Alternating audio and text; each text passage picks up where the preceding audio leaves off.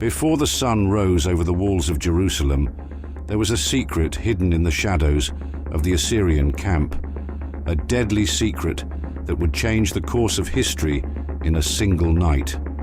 Silence, expectation, terror.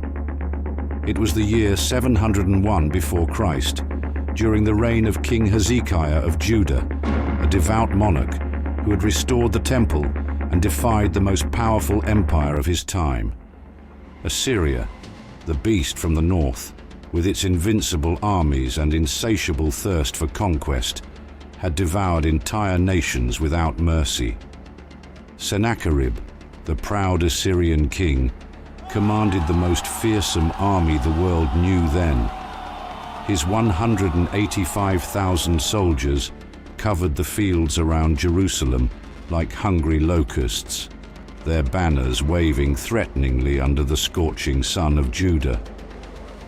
The siege was approaching the holy city, the last bastion of resistance against pagan domination.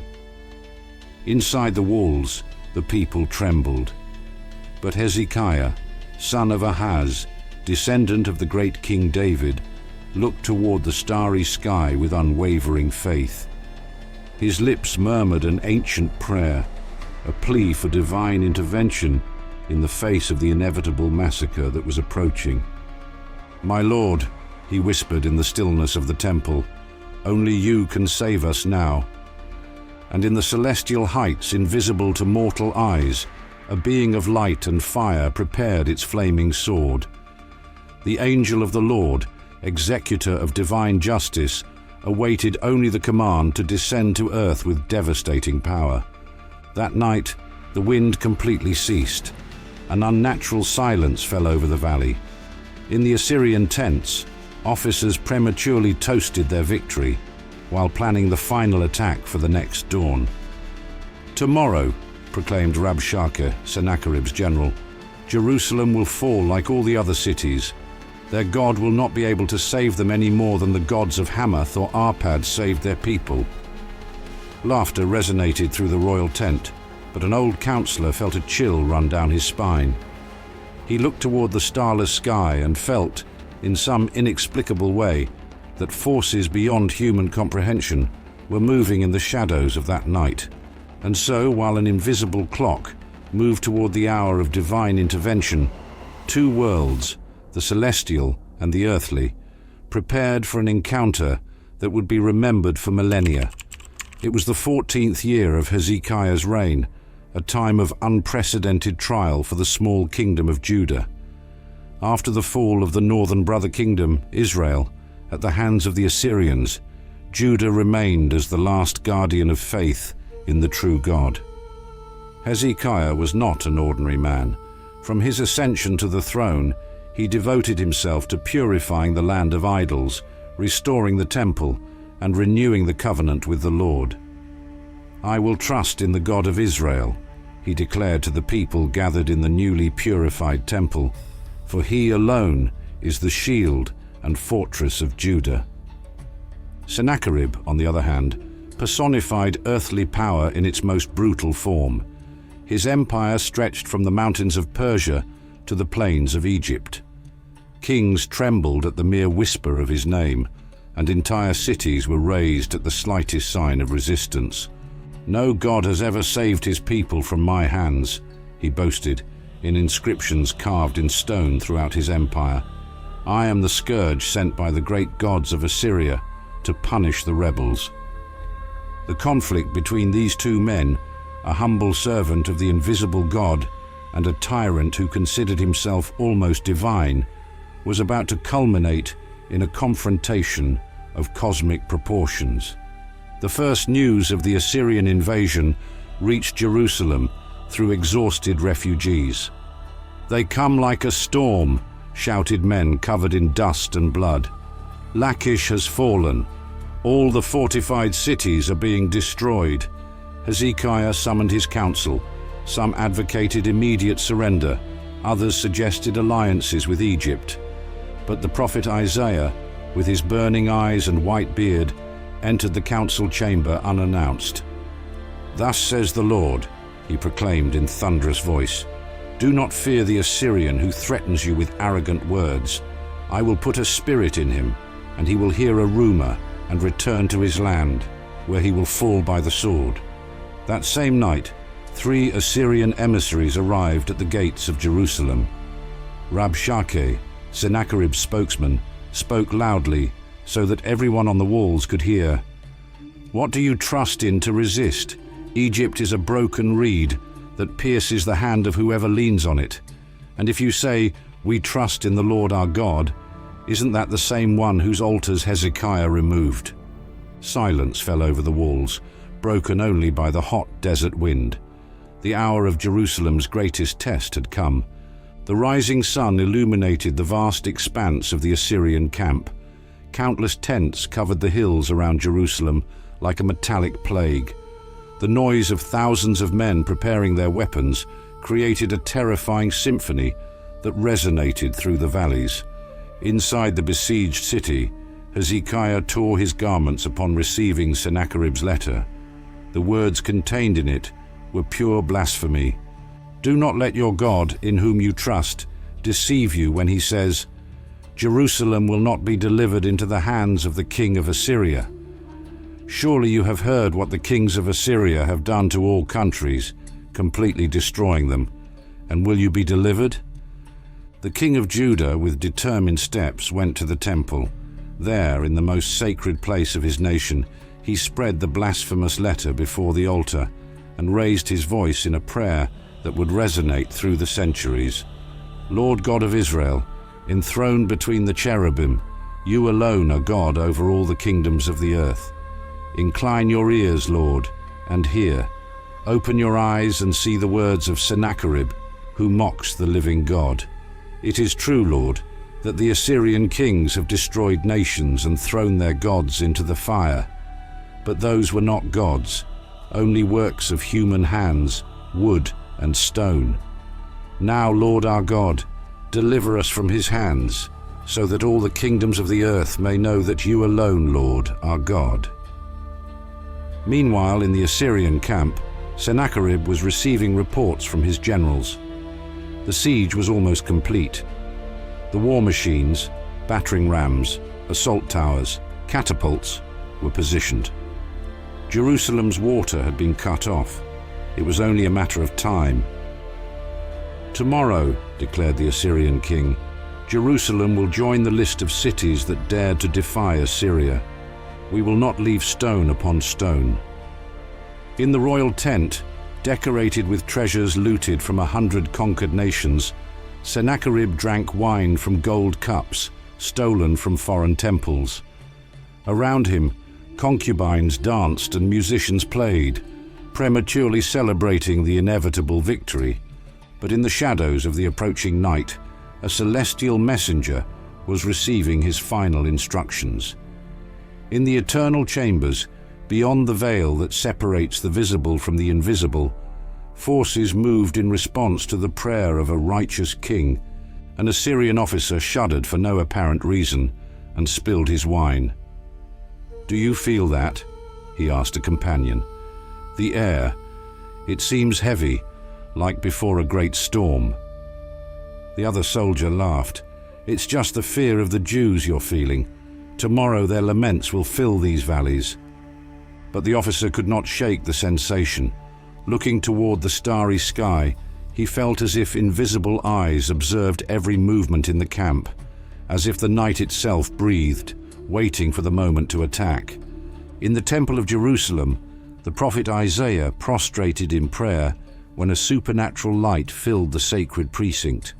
His eyes, accustomed to divine visions, could barely withstand the brightness of the angelic presence manifesting before him. "Thus says the Lord, the God of Israel," spoke the celestial messenger, his voice reverberating like the sound of many waters. "I have heard your prayer regarding Sennacherib, king of Assyria. This is the word that the Lord has spoken against him. The virgin daughter of Zion despises you and mocks you. The daughter of Jerusalem shakes her head as you flee." The prophecy continued, detailing how the Lord would frustrate the plans of the proud Assyrian monarch, putting a bridle in his nose and a hook in his mouth to lead him back by the way he came. "And this will be the sign for you, Hezekiah," concluded the angel. "This year you will eat what grows by itself, and in the second year what springs from that. But in the third year, sow and reap, plant vineyards and eat their fruit. The survivors of the house of Judah will take root downward and bear fruit upward." Isaiah, trembling before the majesty of the vision, received instructions to bring the message to the king. Meanwhile, the sun was setting for the last time over the immense Assyrian army, its golden rays reflecting on the helmets and armor of 185,000 warriors who would not see the next dawn. In the camp, preparations for the final assault were complete. Sennacherib, surrounded by his generals, reviewed the attack plans. Maps of the city were spread on a campaign table, with marks indicating the weak points of the walls. "Here," pointed the commander of the siege forces, "the wall is lower. We will concentrate our forces in this sector at dawn." Rabshakeh, the royal spokesman, smiled with malice. "They say their king spent the whole day in the temple, begging his God." Laughter resonated through the command tent, but an old counselor remained silent. He had served under Sennacherib's father and witnessed many battles, but something about this siege troubled him deeply. "Majesty," he ventured to say, "perhaps we should consider a treaty. These Jews are known for their tenacity when fighting for their temple."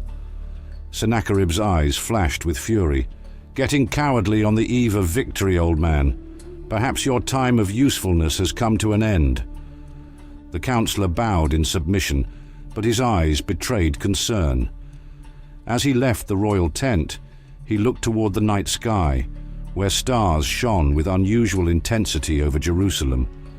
A somber premonition assaulted his heart, as if the heavens themselves were about to intervene in the course of human history. Night fell over the land of Judah like a heavy mantle, bringing with it a supernatural silence. In the narrow streets of Jerusalem, families gathered in their homes, lighting lamps and praying one last time before what many feared would be their final day. Mothers embraced their children, whispering promises of protection they didn't know if they could fulfill. In the palace, Hezekiah summoned his most trusted officers. The prophet Isaiah had just transmitted the divine message, a promise of deliverance so extraordinary that few dared to believe completely. "Prepare the men," ordered the king, his voice firm despite the visible tension in his face. "If the Lord delivers the Assyrians into our hands as promised, we must be ready to pursue them. None of us will sleep tonight." Meanwhile, in the vast Assyrian camp, a strange atmosphere began to form. The air gradually became heavier, denser, as if it were charged with an invisible presence. War dogs, trained to face any mortal enemy without fear, began to howl and retreat to their cages. Restless horses neighed and stomped the ground. A guard on the periphery of the camp felt a chill run down his spine. There was something in the darkness beyond the camp lights, something his eyes couldn't see, but his soul could feel. "Do you see anything?" he asked his companion, his hand nervously gripping the handle of his sword. "Nothing," replied the other, "but do you feel that? It's as if the air itself were alive." In the skies, invisible to mortal eyes, a single angel prepared to fulfill the divine sentence. It was not a creature of delicate wings and golden harp, as artists would later portray it. It was a being of pure light and energy, an executor of celestial justice, whose power could reduce mountains to dust. In the eternal chambers the order was given. "Go," commanded the voice of the Most High, "and defend the city that bears my name." With a movement that transcended time and space, the angel of the Lord descended upon the Assyrian camp. Its presence first manifested as a slight luminosity in the air, almost imperceptible, like the silver glow that precedes dawn. Sennacherib, in his royal tent, felt an inexplicable discomfort. He rose from his golden bed and walked to the entrance of the tent, parting the embroidered curtains to look at the night sky. "Something is wrong," he murmured to himself, his eyes scanning the stars as if looking for a sign. For an instant, so brief that he later convinced himself he had imagined it, he seemed to see a luminous figure floating over his army. At that precise moment, the first Assyrian guard fell silently, as if an invisible breath had extinguished the flame of his life. There were no screams, no blood, just the silence of instantaneous death that began to spread through the camp like an unstoppable wave. Death came like a silent wind, sweeping the Assyrian camp row by row. There was no struggle, no possible resistance against that invisible and implacable enemy. The angel of the Lord moved among the tents like a luminous mist, and wherever it passed, life was extinguished. Soldiers fell in the middle of unfinished sentences. Sentinels collapsed at their posts, eyes still open in expressions of surprise. Captains experienced in 100 battles succumbed without time to unsheathe their swords. A deadly strip of silence expanded from the center of the camp to its edges. In the heart of the army, where the elite soldiers of the Royal Guard slept, panic began to spread among the few who perceived what was happening. A young officer, waking to change shifts, found his commander fallen, the body still warm but lifeless. "To arms!" he shouted, his voice breaking the supernatural silence. "We are under attack." But what weapons could defend against a celestial executor? Arrows shot in the darkness pierced only empty air. Swords cut only shadows. It was like fighting against the wind itself. Sennacherib, torn from his sleep by the alarm cries, stumbled out of his royal tent, surrounded by bodyguards who fell one after another around him. His bulging eyes witnessed a scene beyond human comprehension. Soldiers collapsing without visible wounds, like puppets whose strings had been cut. "What is this?" roared the monarch, terror replacing his usual pride. "What sorcery is this?" An old Assyrian priest, who accompanied the army to perform sacrifices to the gods of war, prostrated before the king, his body trembling uncontrollably. "It is the hand of a god, Majesty," he stammered. "Not of our gods, but of the God of Judah, the one we defied." High on the walls of Jerusalem, the watchmen observed in puzzlement. The immense Assyrian camp, moments before bustling with activity even during the night, now presented a strange pattern. Entire areas submerged in darkness as torches fell from the hands of dead soldiers, unattended bonfires slowly going out. "What's happening over there?" asked a young Jewish soldier to the more experienced commander. The old warrior, who had fought in many battles, had never witnessed anything like it. But his heart knew the answer, even before his mind could formulate the thought. "It is the Lord," he replied, his voice filled with emotion. "It is the Lord fighting for us, as in the days of Moses." Meanwhile, the angel of the Lord completed its terrible mission. One by one, the soldiers of the most powerful army in the world fell, until 185,000 warriors lay lifeless under the impartial stars. Death made no distinction between generals and recruits, between decorated veterans and young men in their first campaign. And then, as suddenly as it began, it ended. The angel of the Lord withdrew, its task completed. The silence that remained was no longer the supernatural silence of its presence, but the common and terrible silence of mass death. Dawn revealed a spectacle that would never be forgotten by those who witnessed it. The rising sun illuminated a field covered with bodies. Entire rows of soldiers, still in their resting positions, lay as if they had simply fallen asleep, never to wake again. There were no visible wounds, no signs of struggle, only the silent death that had reaped an entire army in a single night. Sennacherib, the great king of Assyria, was among the few survivors. Protected in his royal tent, for reasons known only by divine designs, he emerged to contemplate the total ruin of his military power. His face, previously marked by pride and arrogance, now exhibited only shock and terror. 185,000, murmured one of the few surviving officers, accounting for the losses. The entire attack force, all the archers, all the cavalry, all dead. From the top of Jerusalem's walls, sentinels watched in astonishment the scene unfolding on the plain. Where before there had been a sea of tents and banners, now there was only a field of death. The news spread quickly through the besieged city. "Come see," shouted the guards. "Come witness what the Lord has done this night." Hezekiah, accompanied by Isaiah and his counselors, went up to the walls to see with his own eyes the miracle of deliverance. For long moments, the king remained silent, overwhelmed by the magnitude of the divine intervention. "Thus the Lord defended Jerusalem," Isaiah finally declared, his voice full of reverence. "Not by the strength of bow or sword, not by the wisdom of men, but by the power of his extended arm." In the Assyrian camp, chaos reigned among the survivors. Officers tried in vain to maintain order, while soldiers fled in panic, convinced that remaining in the vicinity of Jerusalem would mean facing the same fate as their companions. Sennacherib, the conqueror who had subjugated nations, now found himself dominated by fear. His hands trembled as he ordered the immediate retreat. "Prepare my chariot," he ordered, avoiding looking toward the field of bodies. "We will depart for Nineveh before the sun reaches its zenith."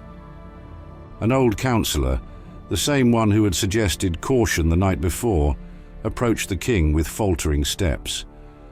"Majesty," he said, his voice little more than a whisper, "what will we say when we reach Nineveh? How will we explain this defeat?" Sennacherib's eyes flashed with a vestige of his former pride.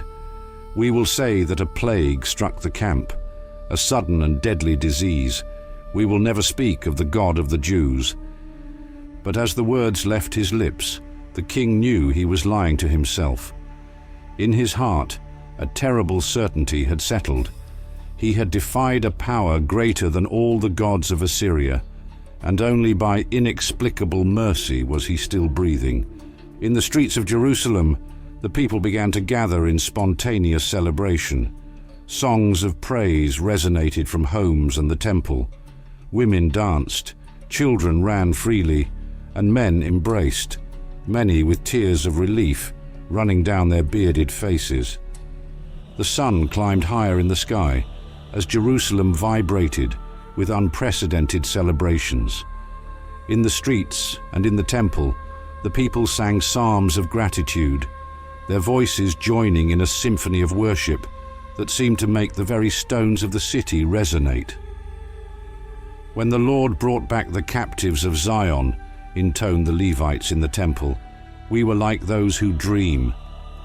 Then our mouth was filled with laughter and our tongue with songs of joy." Hezekiah, dressed in his royal robes, led a solemn procession to the temple. In his hands, he carried an offering of gratitude so generous that the priests could barely count its treasures. The king, who had wept bitterly at the Assyrian threat, now had tears of joy in his eyes. "Today," he proclaimed before the assembled congregation, "we witness what our ancestors told us, what our fathers learned from their fathers. The Lord is a warrior. The Lord is his name. Who is like you among the gods, O Lord? Who is like you, majestic in holiness, awesome in glorious deeds, worker of wonders?" Meanwhile, a few miles away, what remained of the once mighty Assyrian army retreated in disarray.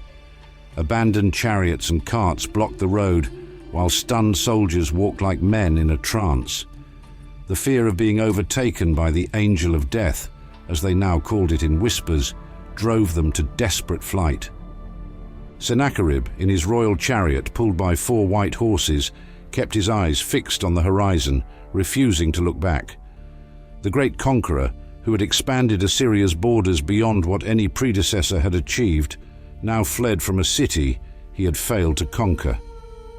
History will remember this as a strategic withdrawal, he murmured to his scribe, who faithfully noted on a clay tablet.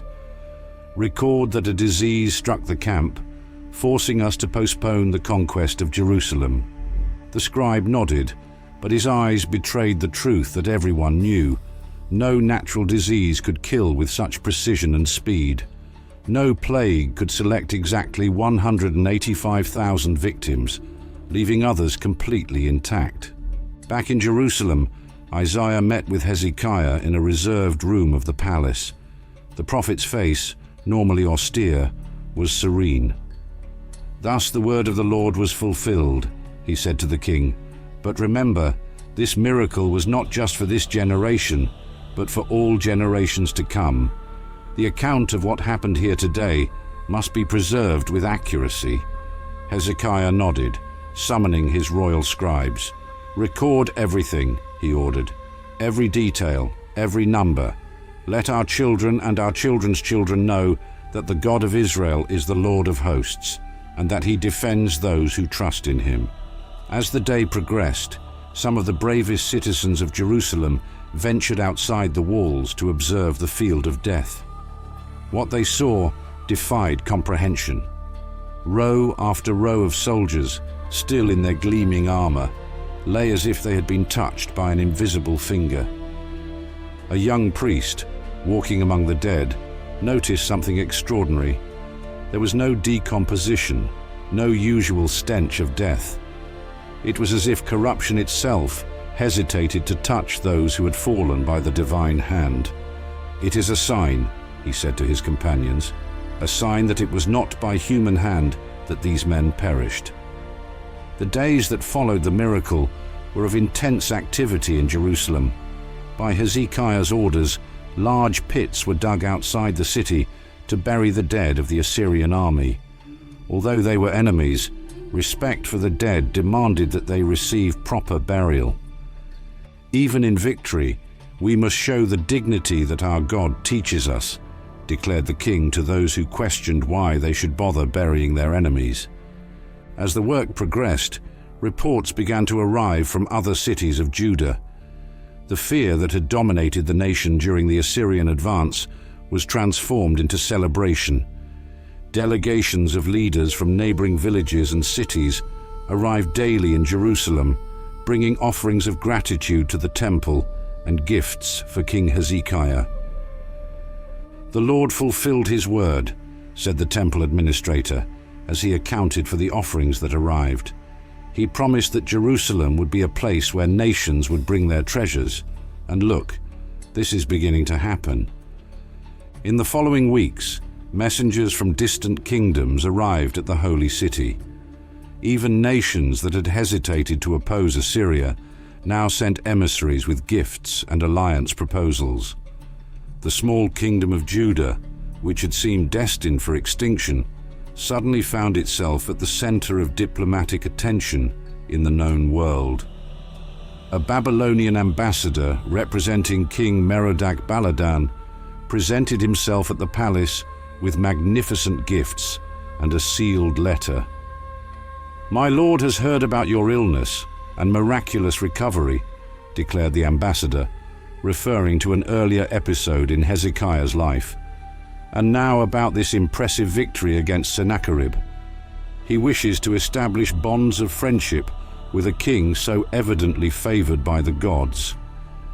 Hezekiah, flattered by the attention, showed the Babylonians all the treasures of his kingdom, a decision that would later be severely criticized by Isaiah. Meanwhile, in Nineveh, capital of Assyria, Sennacherib arrived with the remains of his defeated army. The entry into the city was organized to minimize the appearance of defeat, with the surviving soldiers marching in formation, as if returning from a successful campaign. In the halls of the palace, however, the truth was known. Counselors spoke in whispers about the disaster of Jerusalem, and priests of the Assyrian gods performed purification rituals, fearing that the wrath of the God of Israel might follow Sennacherib to his capital. The king himself became increasingly paranoid and cruel. Any mention of the failed campaign against Judah was punished with extreme severity. The scribes received orders to record a modified version of the events, claiming that Hezekiah had been imprisoned in Jerusalem like a bird in a cage and forced to pay a heavy tribute. "No one must know the truth," ordered Sennacherib to his inner circle. "Anyone who speaks about an angel or a foreign god destroying our army will face death." But the rumors were impossible to contain. Merchants, diplomats, and spies carried the extraordinary story to all corners of the known world. In taverns of Damascus, on the docks of Tyre, and in the markets of Egypt, men gathered to hear accounts of the night when the God of Israel destroyed the Assyrian army. In Jerusalem, Hezekiah implemented extensive reforms, strengthened by his new prestige. Pagan temples and altars that still remained in the high places were demolished. The city's defense system was reinforced, with special attention to the famous Gihon spring, whose waters the king had diverted through a tunnel to the interior of the city before the siege. "The Lord defended us this time by a miracle," he explained to his counselors, "but that doesn't mean we should relax our vigilance or neglect our defenses." The prophet Isaiah, now venerated as never before, continued to utter oracles that were carefully recorded by his disciples.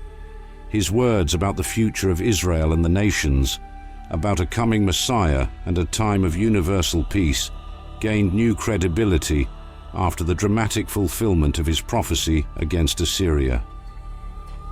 "Remember," he frequently said to those who gathered to listen to him, "what we have witnessed was not the end, but a sign, a symbol of what is to come, when the Lord establishes his eternal kingdom, and all nations will come to the mountain of the Lord." The story of the destroying angel quickly entered the folklore and songs of the people. Mothers lulled their children with stories of how the God of their ancestors had sent his mighty angel to protect his people. Young soldiers swore allegiance, inspired by the account of how a single celestial messenger had defeated an entire army. "Who needs to fear when the Lord of hosts is on our side?" became a common refrain among the people of Judah. 20 years passed since the night of the angel. Hezekiah had died in peace, succeeded by his son Manasseh, whose reign unhappily led Judah back to the idolatry that his father had fought so hard against. The miracle of deliverance, although still remembered, began to fade in the collective memory, becoming more of a legend than living history. In Nineveh, Sennacherib faced his own tragic fate. After years of increasingly tyrannical and paranoid reign, the great king of Assyria met his end not on a glorious battlefield, but in his own temple. "The king is dead," ran the cry through the corridors of the royal palace, "murdered by his own sons while worshipping his god Nisroch." Isaiah's final prophecy about the Assyrian monarch had been fulfilled. He will return to his land, and there he will fall by the sword. The princes Adramelech and Sharezer, after killing their father, fled to the land of Ararat, while another son, Esarhaddon, took the throne of Assyria. For the few survivors of the campaign against Jerusalem, the news brought a chill of recognition. The God who had sent his angel to destroy an army had finally reached the king who dared to defy him. The old Isaiah, now bent by age but with still burning eyes, gathered his disciples for the last time. The scroll that contained his oracles and visions was almost complete, including the detailed account of the night of the angel. "What we witnessed," he said, his voice weak but clear, "was not just for our generation, but for all generations to come. When difficult times come, and they will come, our descendants will read about the angel of the Lord and find courage. They will know that the God of Israel does not abandon his people in the hour of need." Centuries would pass. Jerusalem would fall to the Babylonians, be rebuilt, fall again to Romans and other conquerors. The temple would be destroyed, rebuilt, and destroyed once more. but the story of the angel who killed 185,000 Assyrians in a single night would remain alive in the sacred texts, in the hearts of the people, and in the unwavering faith that, at the critical moment, the God of Israel can intervene directly in human history. The story would be recorded in the books of 2 Kings, 2 Chronicles, and Isaiah, preserved so that future generations could know the power of the God who defends Jerusalem. Archaeologists would discover Assyrian inscriptions that, although presenting a distorted version of the events, would confirm that something extraordinary had interrupted Sennacherib's campaign against Judah. And so, thousands of years later, in temples, synagogues, and churches around the world, people would still gather to hear the story of the angel of the Lord, of the king who prayed with unwavering faith, and of the night when 185,000 soldiers met their end by the hands of a celestial messenger. The prophet had written, "For I will defend this city to save it, for my own sake and for the sake of my servant David." And so it was done, an eternal testimony of divine faithfulness that transcends time and continues to inspire faith and hope to this day. On Mount Zion, where once the Assyrian army planned its final conquest, pilgrims from all nations now come to worship. And on quiet nights, the locals say, if you listen carefully, you can almost hear the sound of invisible wings, a reminder that angels still watch over the city that God chose. I thank all who have followed this historical account based on the events recorded in the scriptures. This work required months of deep research and dedication to recreate, with accuracy and drama, one of the most impressive miracles in biblical history. If you have enjoyed this content, don't forget to leave your comment, give it a like, and share it with those who need to be reminded of God's power in difficult times. Subscribe to our channel for more biblical stories, narrated with the same richness of detail and fidelity to the sacred texts.